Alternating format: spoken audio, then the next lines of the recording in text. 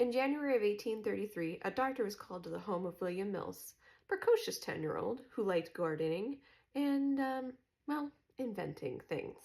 It was discovered that little Willie himself had made a gun out of a hollow telescoping portion of a toasting fork by hammering a wooden plug into one end of the barrel. Upon igniting the black powder that the boy had put inside of the toasting fork tube, the wooden peg that he had hammered to the inside of it was forced backwards out into his chest between his third and fourth ribs. Upon examination, the doctor noted that there were no exit points, and the entry point wound through the chest was the only point that was weeping blood. For the following 5 weeks, William Mills was monitored and cared for by his parents and by his doctor, but showed no other signs of injury. He was active, healthy, reported no pain. William Mills died on February 25, 1833, 5 weeks and 2 days following the initial injury. The autopsy revealed that the 3-inch long plug that the boy had used to seal off the end of the toasting fork handle had shot through his chest and into his lung, where it then entered the vena cava and was pumped into the right atrium, where it lodged until the coroner removed it. We're quite lucky that the doctor had the forethought to have an artist draw what he saw when he cut the boy's heart open. In 1834, Dr. Walter Dendy published an article in The Lancet titled Mr. Dendy's Egg Cup Case. This case was described as particularly peculiar and involved a man with an inguinal hernia that had existed over 25 years. An inguinal hernia is when a portion of the intestines actually descends through the inguinal canal. The patient, Mr. Andrews, actually suffered with diarrhea and dysentery for the terminal months of his life. The diagnosis actually included something known as stercoraceous vomiting, which is basically just vomiting feces.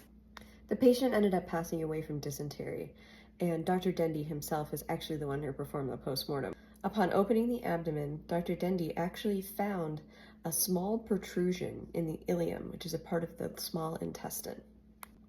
Upon removing this item from the small intestine, he discovered it was actually an earthenware egg cup.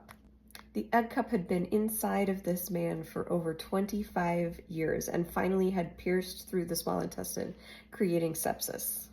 However, upon investigation, they discovered that the colon was entirely intact, which means that this egg cup was not inserted where you think it might have been, but was actually ingested.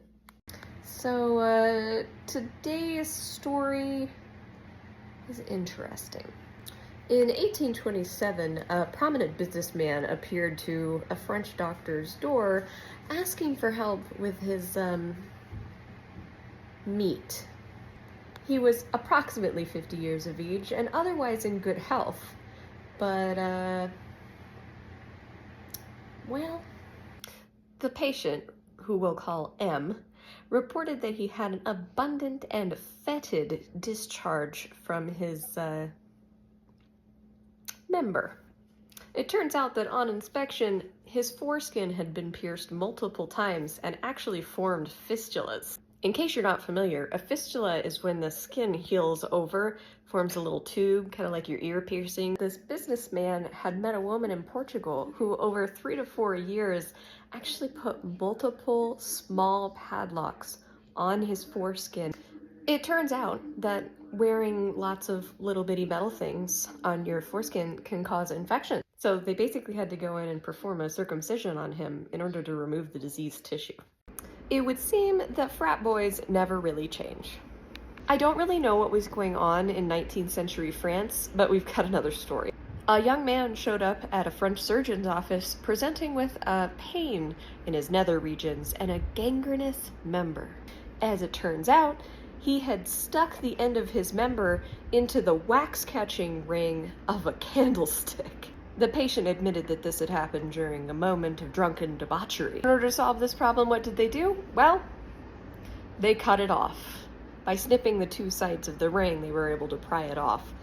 And they knew they were successful when the young man peed all over them. Apparently, the patient was so excited that he could pee for the first time in 3 days that he took off running through the entire office space and out into public, pissing as he went. In 1865, open heart surgery was relatively unheard of, unless it was done on a corpse. A 25-year-old man presented at Dr. Cooper's office with a bloody wound in his side. Mr. Beale, and his friends confessed to being in a frolicsome mood, so they decided to put a bunch of black powder into a cannon and tamp it down to fire it off. I don't think I've ever thought, hey guys, I'm in a frolicsome mood. Do you want to blow up some shit with me? By the time young Mr. Beale had reached Dr. Cooper's office, the wound had entirely decayed.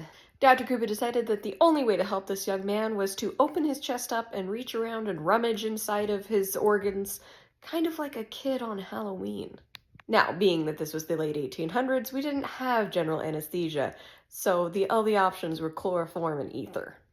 Unfortunately, both of those drugs are a suppressant, so it stopped you from breathing, and they couldn't really use them. In the end, fully awake and feeling everything, Dr. Beale let Dr. Cooper rummage around inside of him and pull out the rod. Apparently, Mr. Beale would go on to live a fruitful and fulfilling life, hopefully with no more frolicsome moods.